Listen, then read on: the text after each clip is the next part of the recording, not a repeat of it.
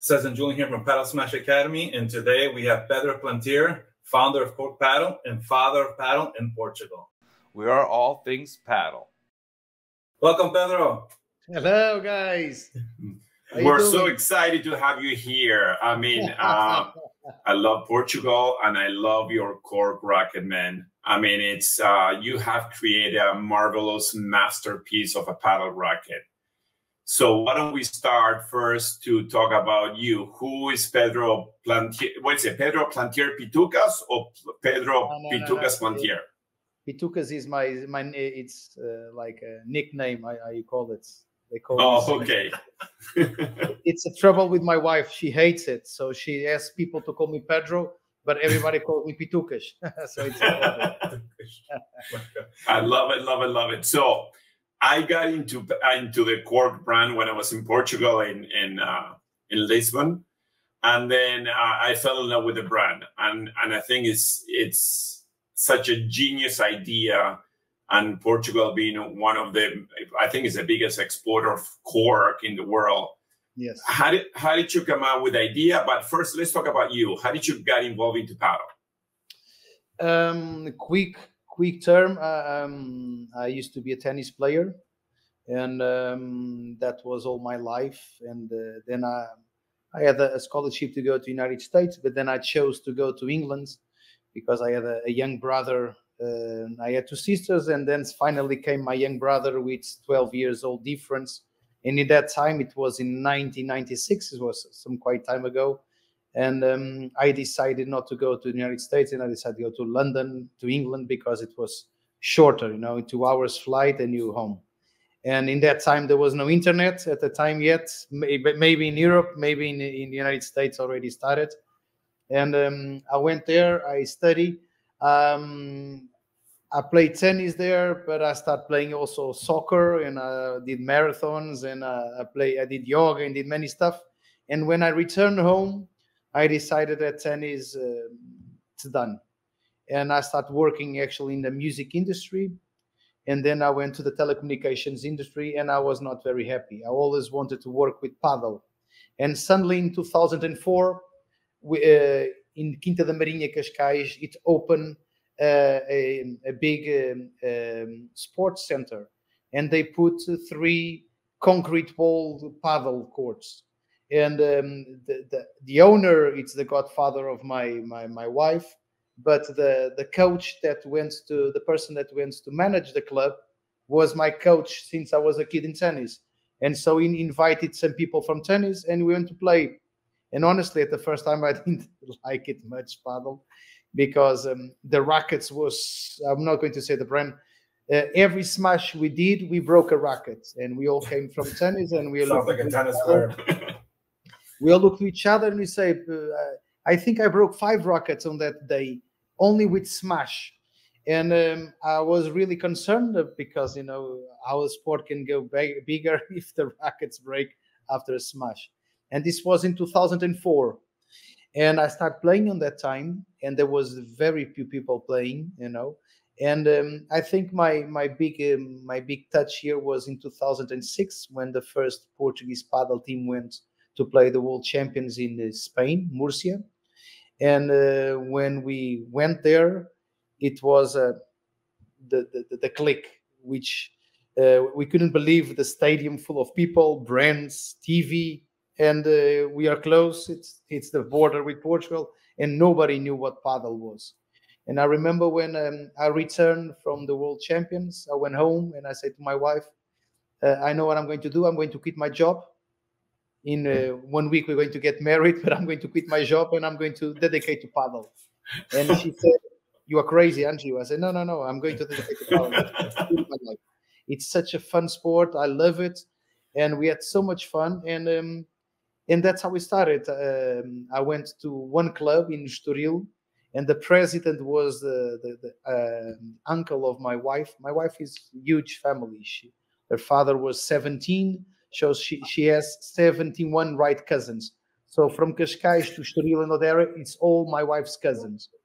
And the owner of the club in Estoril was her uncle, and I went to him and I said, "You have a space here where I can put paddle And he said, what the hell is that? And I said, is this sport playing with small rackets and with fences? Pedro, are you kidding me? You're a tennis player, not that's the name of the sport. And I said, paddle. And actually, I convinced him in 2006, and we built the first 3 glasses in Portugal.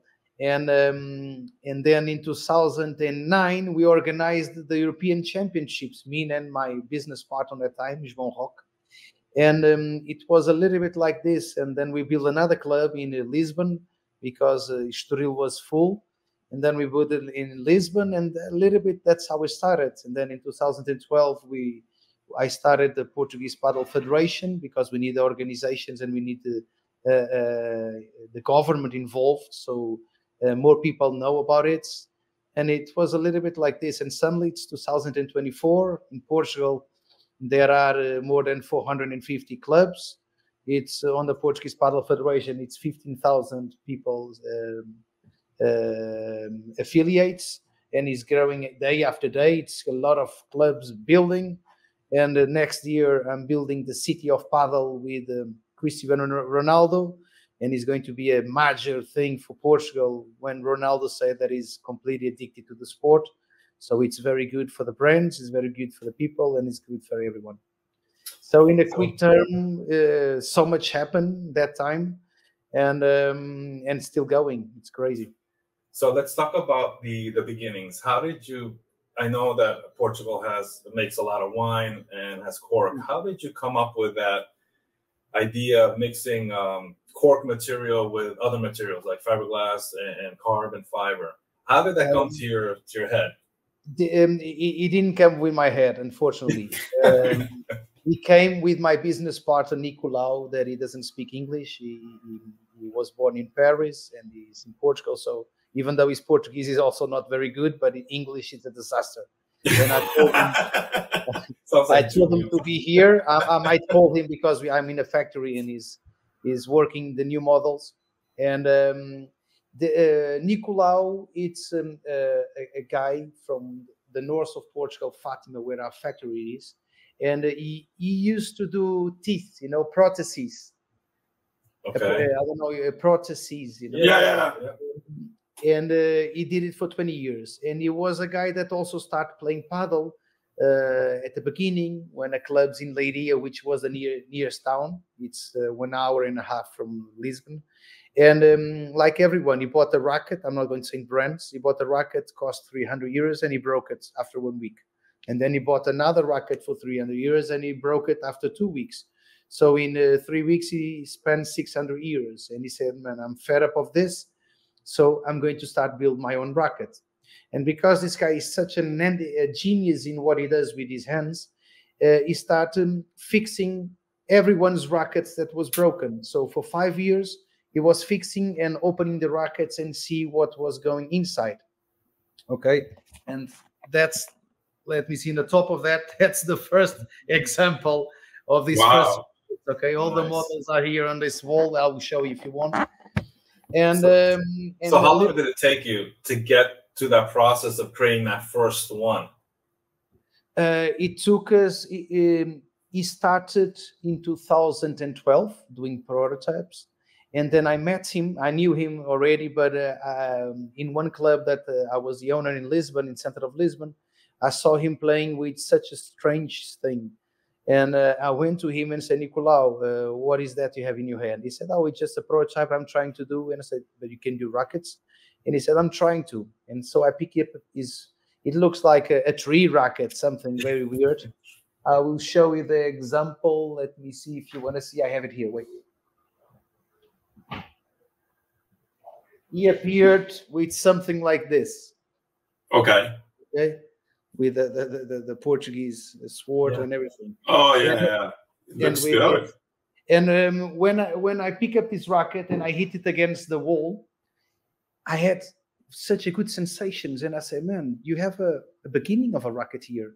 And I called him and said, Nicolau, I always wanted to have a brand. I was sponsored by the majority of the brands, and I always have a problem, which was hurting my elbow so much. The rackets break it so easily. And I play with my right side, but I give classes with my left side because of the pain, and otherwise I couldn't go on. And I told him, Nico, if you do the things I think it's worth it, no vibrations, lighter, more duration materials, and I think we can have a business here, because we're going to be completely different for everyone. And that's how it started. And why it chose Cork?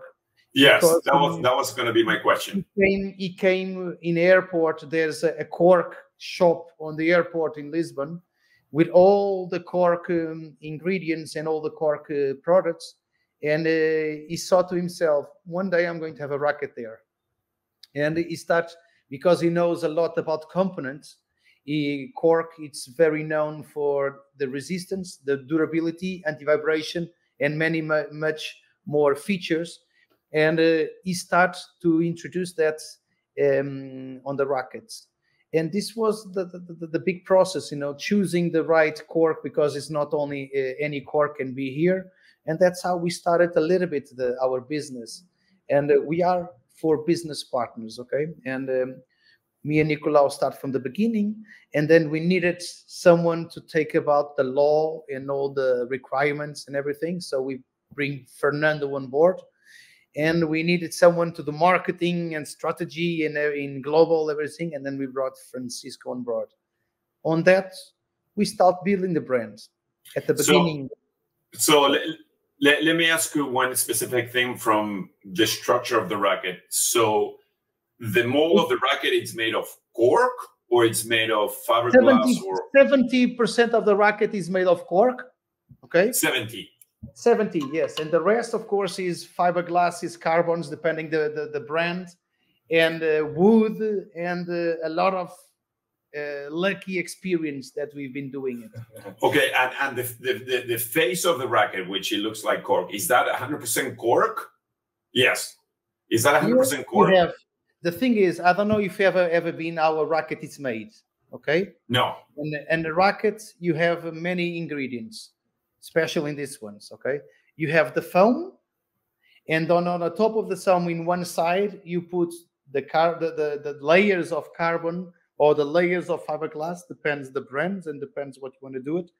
And above that, we also put cork. So basically, what differentiates our rackets, it's the details, and it's the quantity of quality raw materials we put inside.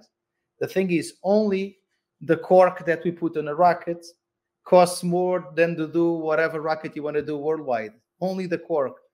And for example, we use a very good carbon fiber, which is called Inegra, that is used on NASA.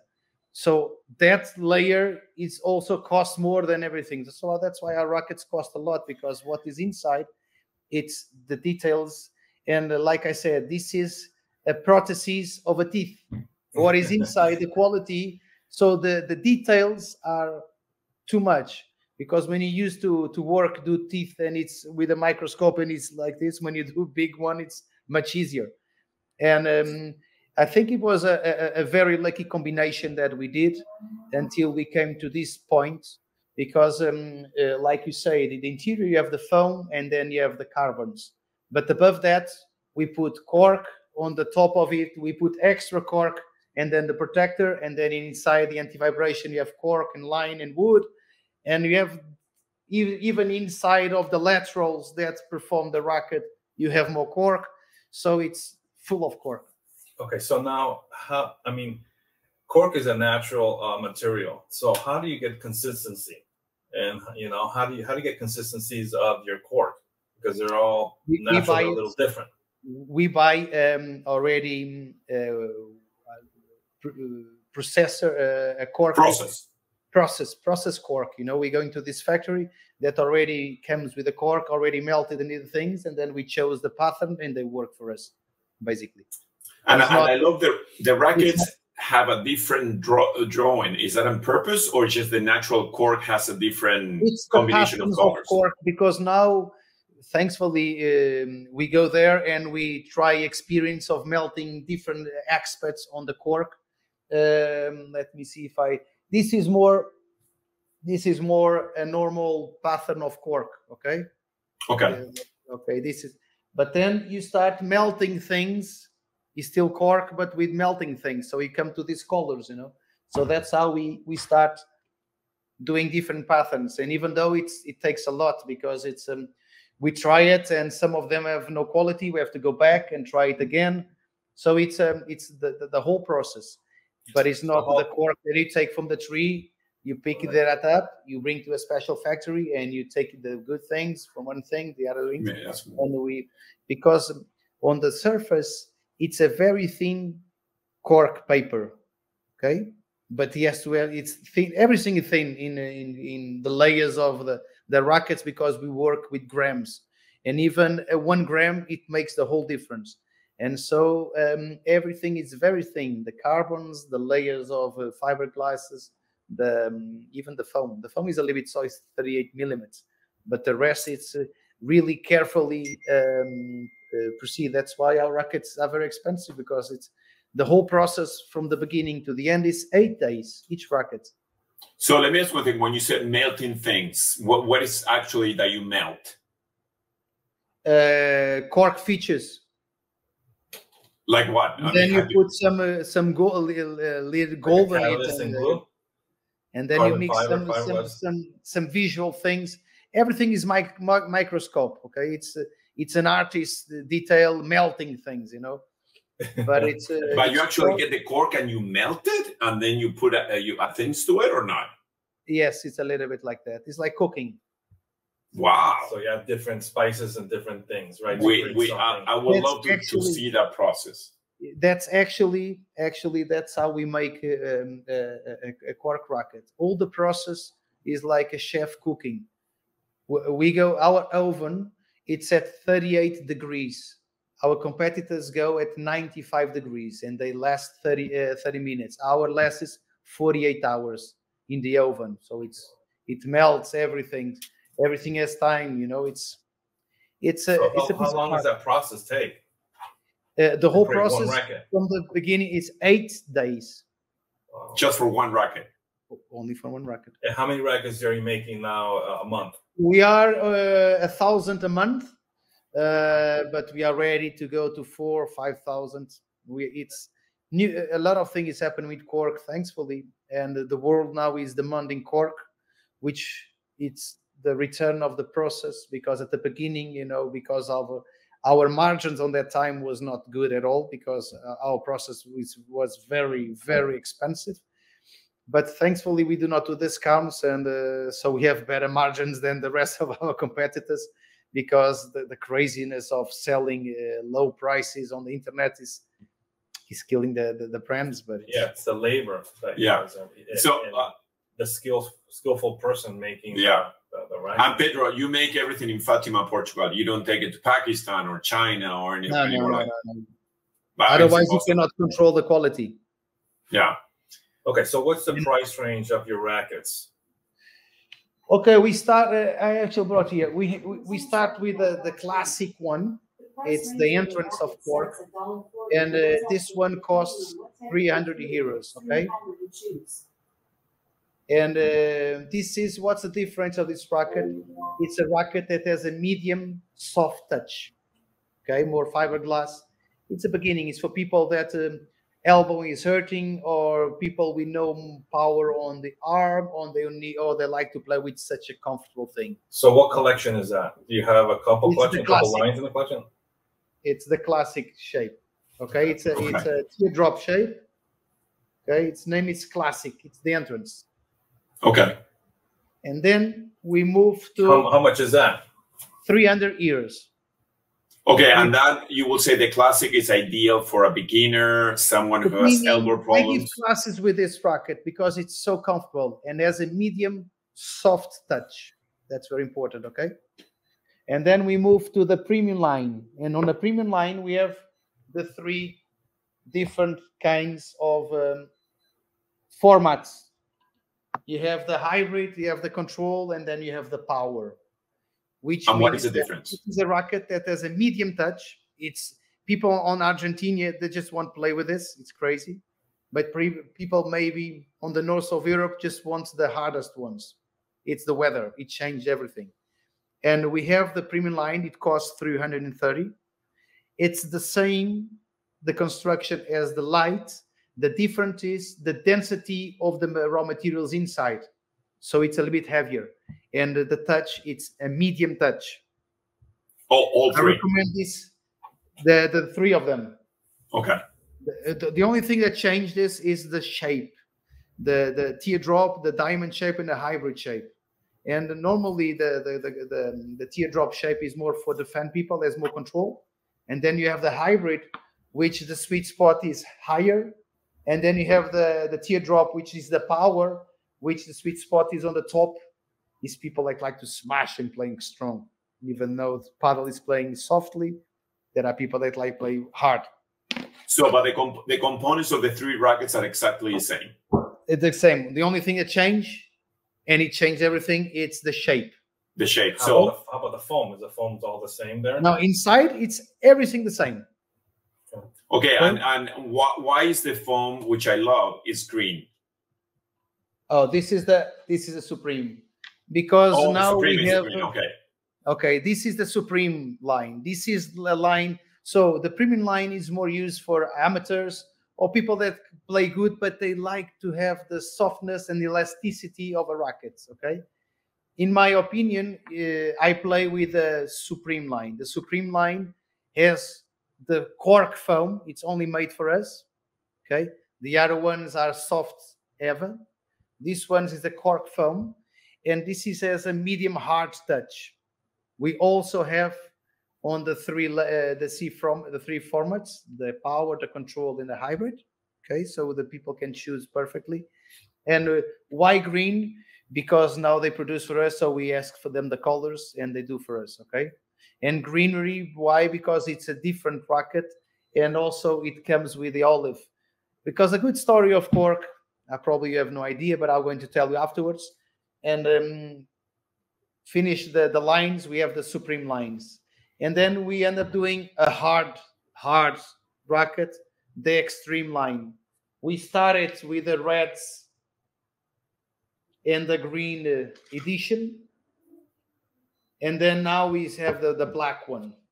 And why we did this? Because so many times we are known for have the best construction rackets, but very soft because of elbow pain and everything. And for us, hey, music. But no worries. But for us, it was really difficult to come to a very hard racket without vibration. So all our models were made to have no vibrations, and that takes a lot of experience. Because you don't know, but the majority of the rackets, when they are very hard, and there's a majority, the sweet spot is great. All the rest, it vibrates a lot. And the vibration is what has the feeling of the racket going out. And we could make, after a lot of tests, now we have rackets for all different kind of players. And since medium soft to medium touch, to medium hard touch, and to hard touch. Hard touch is for pure professionals. You have those people that, oh, I'm a professional, they don't know how to play, and they want to play with extreme. The extreme goes to your arm. You need to be strong. Put some muscle on it. And you need to be professional. And professionals play with very, very stiff rackets. That's why the best players in the world, the rackets, they break 3 or 4 per game. Because it's full carbon, and the carbon, when it's stiff, it's good a feeling. The ball goes very quickly from the racket. But when it explodes, it explodes. That's why they break so many rackets. Thankfully, our rackets, our number ones that play with this, they only change because they start to getting softer, not because they are broken. Okay. Interesting. Because the foam has a lifetime, because it's foam. And with the durability, it starts to get softer and softer and softer. So I see the question, what's the longevity of these rackets? Is it the same as other rackets because they traditionally use the foam? No, it's not. I'm going to give you an example. Of course, each racket, if you take care of it, they can last longer. Our rackets are the one that last longer and longer and longer. The other day, I even bought the prototype number 35, and it was 8 years old, 9 years old, something, and it was still going on. Of course, the foam was much softer, but the racket was top. And why we do this? Because we put a lot of reinforcements inside. There's no air inside. There's no vibration. So the racket goes and goes. Of course, but the foam breaks down, correct? There's like no breakable rackets, unbreakable, unfortunately. But these rackets, if you take it well, of course, if you hit it on the fence strong and on the wall, on the glass, you look to the racket and the racket looks exactly the same, but internally already open a small bruise. And by playing, that internal bruise starts to be opening inside until one day, normally with a strong shot, you hit it and then poof, you look at it and say, oh, my racket broke with a smash. No, your racket broke with a hit that you did it 1 month ago, 2 months ago, depending the heat. So now these rackets are using the same traditional EVA foams that other rackets use, correct? The extremes and supremes, no, only our foam. The cork foam is only made for us. And that's made of cork as well? No. Oh, okay, just your own EVA foam. We're trying. Now we're actually trying this new recycling corn foam. We're trying. Corn. Because we are the first company in the world to have, of paddle, of course, have the quality certification. And that make us to put our procedures more precise. Everything has to be detailed. Every detail you put has to be recorded. And they ask us to go more environmentally. And so we are trying the glues, we are trying the foams and everything to be more recycling as possible. That's great. Now, on most traditional rackets, you have EVA foam, and after some time, it breaks down a little bit. Most people can't notice it, but some people can. So is that pretty much the same? I mean, that racket can last 2-3 years, but if you use that same racket brand new, you're going to feel the difference. I hate to speak about competition, but when you do a racket cost $10 to $15, China, Pakistan, what can you put inside? But you cannot see it. So they do miracles with nothing inside. So people have no idea what is inside. We open all the rackets that came new and to check it, how things going. And basically we open it and say, oh, it's the same as last year. Only colors and plastics change. Yeah. But that's their business. It's nothing to do with us. Wow. So that's great. You're saying that your foam doesn't break down like the other competitors. We have everything. So Pedro, so the foam is coming also from Portugal, or you bring it from somewhere else? No. The foam comes from Spain. Okay, and a question that we get asked, a lot: why the rackets have different hole sizes? Different holes? Hole sizes. Oh, because it's our specialty of drilling holes. When you drill in the middle, the consistency of the racket stays here. If you not drill it, the sweet spots get bigger. So you have more a bigger sweet spot with a lot of consistency, with no vibration, and it enables you to miss a little bit the sweet spot. That's interesting. And why the holes on the outside perimeter are bigger than the ones in the middle? Consistency. Oh, wow. That's bigger, very smaller. So like I said, when you drill it, you are drilling on the structure of the rackets. Okay, so less on the center makes it stronger for the outside. It's details, and I wish Nicolau was here because he speaks like this that I always have to say, Nicolau, please, I'm Portuguese, man.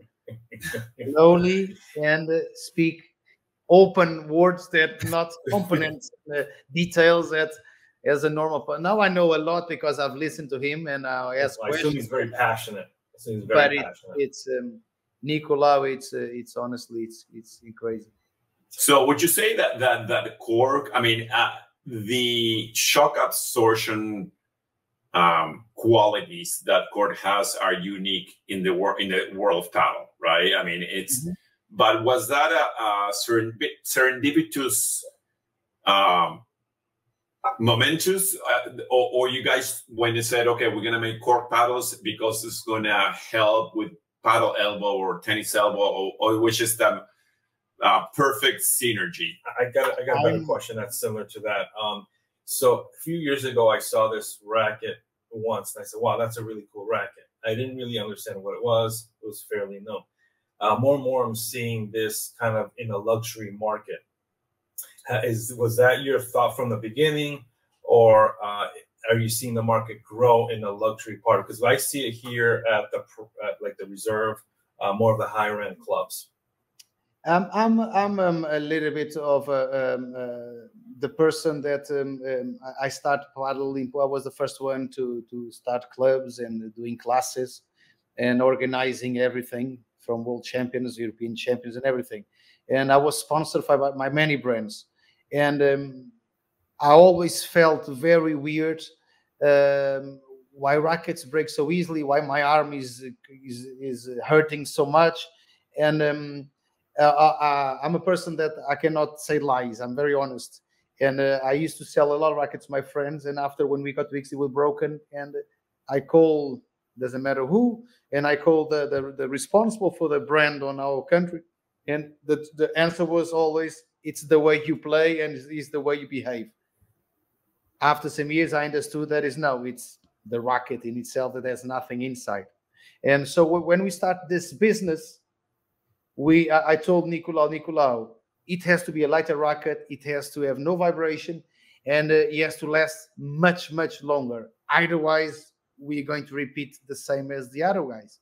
And Cork help us a lot in many, many different ways. But not only that, also, like I told you, the details are inside. You open a racket, a normal racket, and you see a lot of empty places.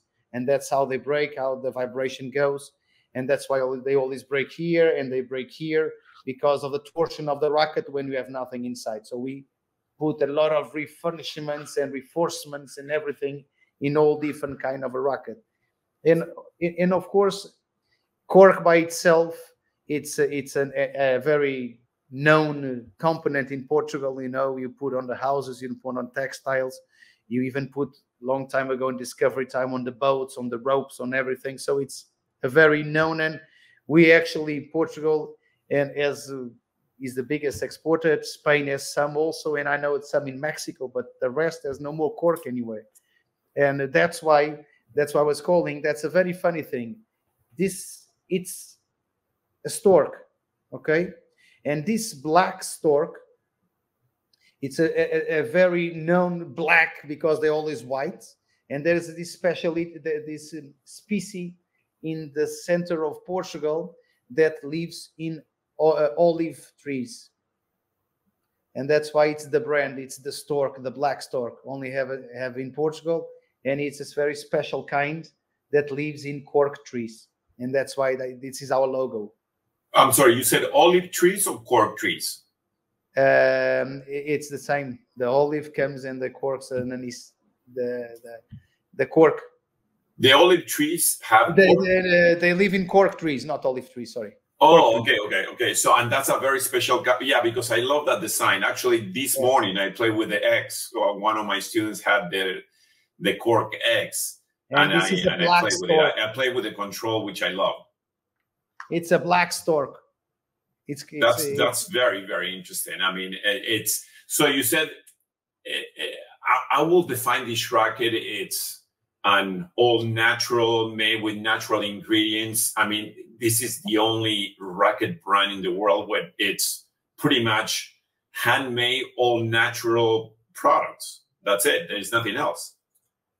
Of course, carbon, even though it's natural, is not that natural, but it's basically that. That's why it costs a lot, and a lot of ID. We always, if I call Nicolau, he's probably checking new things, doing new rackets, and testing new things, And because I always say to him, Nicolau, when I think it's done, the beauty of this racket, you came with a new racket, a new process, and a new testing, and a new thing, because it's just the way it is. He loves to invent and to try things, and that's how we always have something to say. No, our rackets have to be better.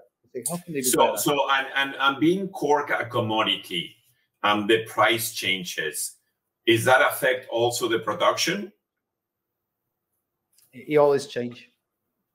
If the commodities go higher, we have to pay higher. But we normally get it with a lot of months before, so we prepare for the year. So there's no stock.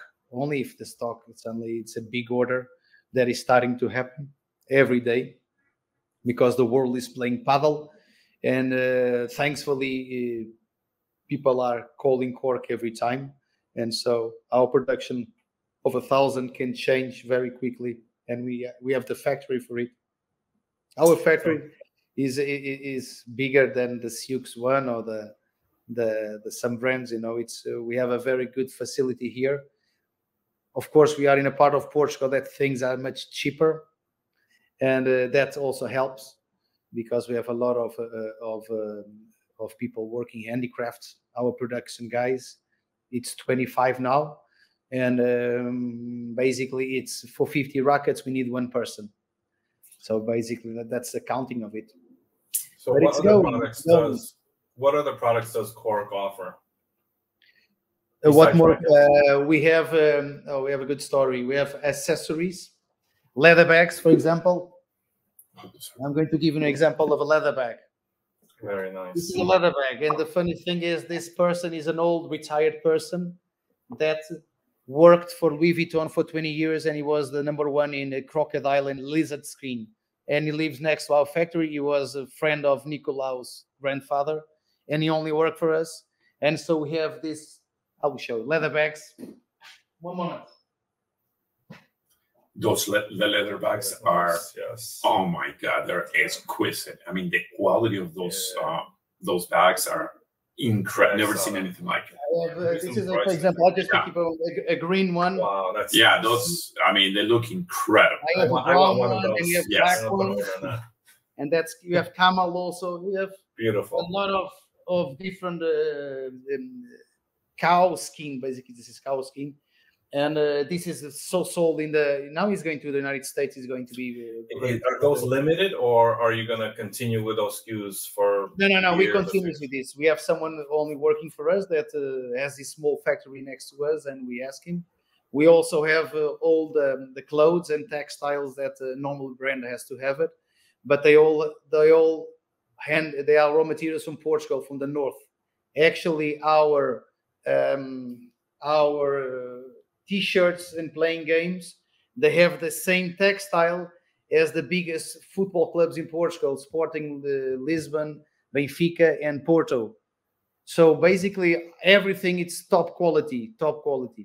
So Pedro, I mean, honestly, what I love about their brand, I'm in love with the brand. I mean, and everything is really made in Portugal by hand.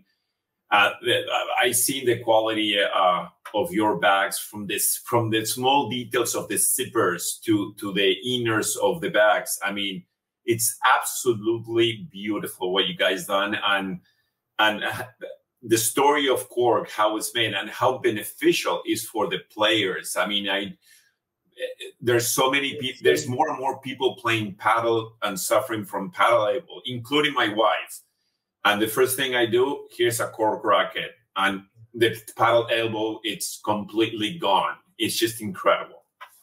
Here in Portugal, because we are a small country, everybody knows that you have a elbow problem, get Cork, and it solves it. Yeah, it's crazy, and he actually does. It's crazy because you can still play it, but there's no vibration, so you just feel very, very comfortable, and you can still play. You know what? One of the things that I tell my students when I say the first thing they said, "Oh my God, they're too expensive, $350, $400," and I said, "How much is a doctor consultation is going to cost you, or a physical therapist?" I guarantee you that a Cork racket is going to be much cheaper. Well, you get what you pay for. Yeah. No, it is, and it's even in Portugal, even though we are very known, thankfully now. There's a lot of new beginners, nobody knows. Who knows? I will tell you that probably 99.999% of the population of paddle has no idea what a racket has inside. It's coloring, it's fashionable, but it is what it is. And sometimes I have to explain people, why they cost a lot. I have to explain all the procedure, the production, but I'll say you can get a racket for $150 and then you break it after 2 months, and then you get another one. If you do the math, after 1 year, you still have your cork, and they last and last and last. Yeah, that's a great point. Okay. So let's talk about future clubs with Cork Padel, with El Bicho, Cristiano Ronaldo. How did that happen, and when is that going to happen? It will start the first bulldozing in 1 week, and it's going to be the headquarters of the Portuguese Padel Federation. Is in the it's called Estádio Nacional, where the city of football is, where it's the national sports facility that is between Oeiras and Lisbon, and you have a big football stadium where the cup, the Portuguese Cup is all. You have rugbies, and you have the athleticism, and then you have the Olympic swimming pool. You have everything, and even the city of tennis and the city of football. And now it's going to be close to it, or on the same field, the city of Padel. It's 15 indoor courts, and then you have 2 outside that will be prepared to hold a big tournament for 2,000 people and another for 500. Why Ronaldo? Ronaldo at the moment is so adapted and so fan of Padel. He trains 3-4 times a week. Have you played with him? I will. And have you seen him play? He plays okay. He plays okay. He's a very good sports person, and he went to practice. So a big question: who's better, Cristiano or Messi in paddle? I would say Cristiano, because it's not only because I've never seen Messi. I don't know if he plays, but Cristiano is a machine. He's so well fit, man. He's so fast that it's incredible. I would imagine Messi more ability, but like Tolito, eyes on the court. Like exactly. Ronaldo flies. And Cristiano's like a lamb. Yeah. So tell me about, this club is going to have what, 15 indoors and how many outdoors? 2. Ready to 2,000 people, and another one for 500 people. So you can have the biggest events in Portugal. So we have the Premier. And this is going to be probably the biggest paddle club in Portugal. Yes, we have one with 14, another one with 15. And this is going to be that's why Ronaldo is on board. And when is this supposed to open? 1 year in hopefully ends of 2025. It's ready. And what city is going to be? It's in Lisbon. Oh, is it in the outskirts? In the outside of Lisbon? It's 10 minutes away from the city center of Lisbon. He's on the way to Cascais. He's in a beautiful forest, and he's surrounded by all sports facilities. My parents, I was born there. Actually, my parents have a house there on the middle of there, and I actually know really well the place. But with Ronaldo, it's a big boom. You know, it's for example, our Portuguese are playing now on the world champions in the Qatar. Actually, the females won the United States. Yeah. Today, and when the Portuguese Padel Federation took a picture, and they showed to the Instagram, Ronaldo picked it up and promoted, and it was 1 billion views. Wow! It's so Pedro, let's recap a little bit about the rackets, because I think this is very important for the viewers and listeners. Mm-hmm. So you have the classic model, right? Yes. And you have only one kind, which is the control, correct? Yes, the round one.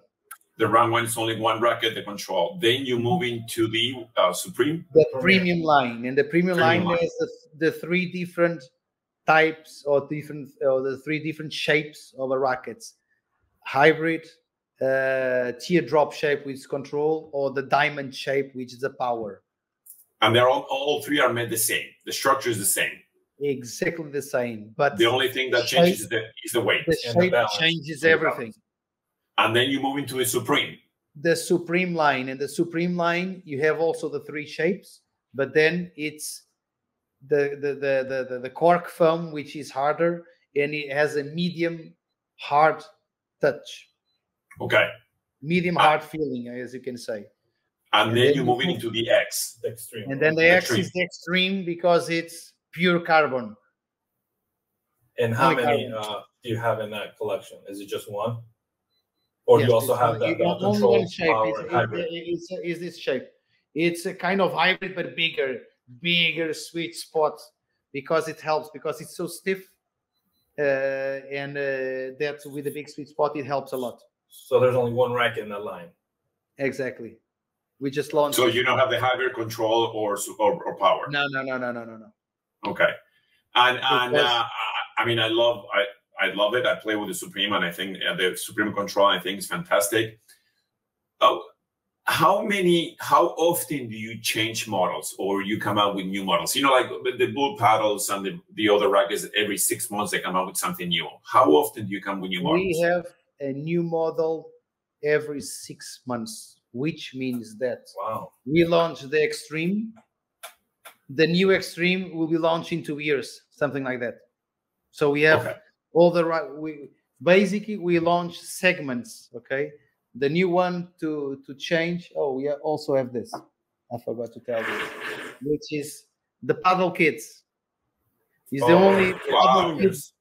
It's the only paddle kids racket in the world that has carbon. It's amazing to play this racket because it's carbon, and it's very, very, very light. It's for kids. And how do you come up with the shape of the cork like that on those lines? Oh, this is the it's beautiful. Nice. It's green and white and red, and you should do one for an adult. And it's very, very nice, beautiful. They ask us. We are thinking. I love it, man. And it's probably the new model. We launched the Extreme, so we are probably going to launch the new paddle kits. Maybe join together with the new Classic. But what we wanted is in 6 months we give something new, but not the same racket, but different side. No, different segments. Oh, I love beautiful. It's like a piece of art. Yeah, it's a piece of art. So Pedro, tell us about your jumping into the United States. What are the plans? Where's Cork going here in the United States? I think we just closed with the very good clubs all over the United States. It was what our distributor just told me. But I think, honestly, the paddle in the United States is going to be crazy. Like it's happening in all different countries. Why your country is probably one of the best in sports in the world. I think you already starting to be completely addicted. And I think it's going to be an explosion. And only for the market of the United States, we are probably going to have only one factory just to produce for the United States, because I think it's going to be crazy. It's such a love sport, as you know. It's social. And paddle has been playing worldwide. The other day, someone called me from China, from a city, Zhongzheng or something. And I want to bring Cork here. And I asked him, but do they play paddle here? Oh, they are starting. They have already more than 5,000 courts. And I said, my God, wow. And so it's crazy what's going on with paddle worldwide. And we are in Oman, but now we are in 43 countries in the world, including Oman, Bahrain, Kuwait, then Kazakhstan. It's crazy what's going on with paddle. And thankfully, the brands or the clubs are coming and saying, no, we try all the brands. We just want yours. And it's good how everything changed. You know, it was really, really, really hard to be to go to move away from Portugal at the beginning of the years, and now it's being so easy. Of course, the quality stands for, and I think we are. For you to give an example, in Portugal, when I go to a club, I always suggest that you bring another brand with it. And in this case, I tell them to bring Paddle because the distributor is a friend of mine. And even though it's paddle rackets, it's completely different brand. Even the guy at Paddle say, no, Cork, it's another segment. There's nothing to do with us. And so it's funny how we are doing our own treasured project, or our aim, our path. You know, we are doing a little bit because we really focus on differentiation, quality, extreme quality, and we do not want to change. It will be very easy to call Pakistan or China, can you produce us? And our profits will be, but then we have some brands that want us to buy us, and so we'll be the unique exclusive of, but So you're right. Paddle is growing in every country. It's crazy. How are you going to keep up with the demand? I mean, this takes 8 days to make, and it's by hand. How many people are involved in making just one paddle? It depends, because we change shifts. So it's a handicraft work. I will show you one video how one racket is made, and you see that is a very tough work, because it's detailing the rasps, the protection, everything. You have to all the stations. Some people want more, and other people do not want, because it's tough to take to everything detail. Look at it's. How are you going to keep up with the demand as paddle is growing, and this is just handmade? I know. We know that we're never going to produce 100,000 rackets a month, because that's not our goal. What we're going to do is prices get higher, and we get more exclusivity, and we make our product better. We're never going to be like the other brands that press the China button and comes thousands and thousands and thousands. We're never going to be that. But producing 1,000 a month for the whole world playing paddle is nothing, as you can know. Is insignificant. Yeah. But where we're going is, like I told you, it's quality, quality. Of course, we have to at least 5,000-10,000 rackets a month. I think it's a good number. I'll always invite you, come to the factory, check how a cork racket is made, and it's really impressive. So Pedro, I take that as an official invitation for us to make the excuse to go to Portugal, because I would love to see that factory. All right, Pedro, thanks for coming on the show, and we want to wish you all the luck. Okay, Pedro? Very kind of inviting us to speak a little bit. Thank you, Cesc and Julian. I'm waiting for you here. We're coming. You are all welcome, and then you can check that I'm not lying what I've told you here. We're looking forward to selling your products. We love them. Okay. Yeah. Thank you, Pedro. All the best. Thank you, guys. All the best. We are all things paddle.